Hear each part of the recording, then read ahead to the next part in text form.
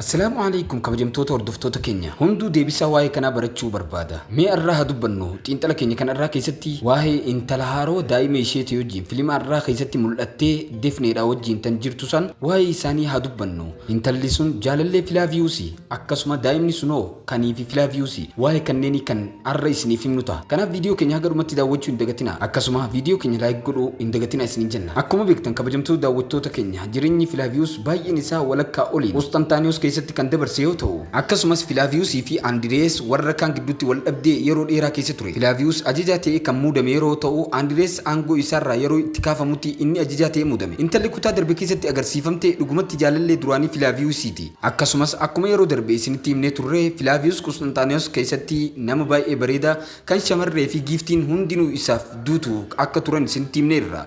Yeroo Andires aangoo isaarraa kaafame ajajni Filaviusiif kenname. Andires yeroo sanatti jaalallee Filavius tantaate butee akka waan duutetti Filavius itti hime. Kanaafidha Filavius gonkumaa isii argachuuf kan yaale. Mucayyoon daa'imni intala cinatti argamtu sun intala Filavius ta'uu isii akka hin taane isinitti himnu. Eeyyee isin garuu jaalallee Filavius ta'uu ishee hin oolu kana ni amanna. Garuu immoo abbaa intalaa booda dhalattee Filavius osoo hin taane Andreesidha. Akkasumas Andrees intala kana fayyadamuudhaan maqaa Filavius balleessuudhaaf yookaan miidhuudhaaf akka yaade ifa ture yookaan ishitti akkas jedhee dubbatee jira. Intalli garuu kana hin fudhanne. Kanaafidha kan yeroo hunda duraanii dorsifamaa turteef garuu gaaffiin amma jiru kana irratti waliif hin galle. Dhuma mata duree fiilma wal duraa duubaa kana keessatti maaltu ishee mudata? Kaayyoon isaa calaqqisiisuu maali? Wanti daawwattoonni qabatamaan arguuf deeman intalli kun mucaan kun kan Filavius akka ta'ee fi Filavius irratti kan kaa'amu ta'a.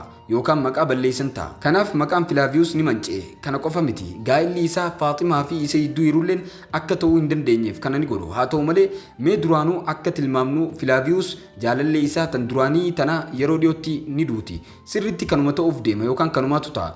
Kun ta'uu danda'a. Sababni isaas Rabbiif jecha ganaa Faaximaa fi Filavius dhumarratti gaa'ila godhachuu qabu. Akkas gochuuf jedhu ammallee yeroo sanatti sochiin hin eegamne kamiyyuu godhamuu hin qabu. Kanas ta'ee kan biraallee haa ta'u Evranos bee intala xiqqoo sana guddifachuun isaa hin oolu. Amma Filavius dhugaa kana yoom argata? Waan ta'u ilaaluu qabna. Abbaan dhugaa mucaa kanaa eenyu? Yeroo wal fakkaatutti Faaximaa fi Filavius yookaan Evranos cidha isaanii qophiin xumuramaniiru. Kanaafuu lakkii cidha isaanii lamaan yeroo dhiyootti ni agarsiifamu. Sababa kanaaf eeyyee taateewwan xixiqqoon kun jaalala Faaximaa fi Evranos hir'isuu hin danda'an. Ammas wal dhabuus hin fadhan. Daawwattoota akka yaada keessanitti intalli sun mucaa eenyu teettanii yaaddu? Kan Evranos immoo kan Andrees? Koomentii irratti nuuf deebisuu hin dagatinaa.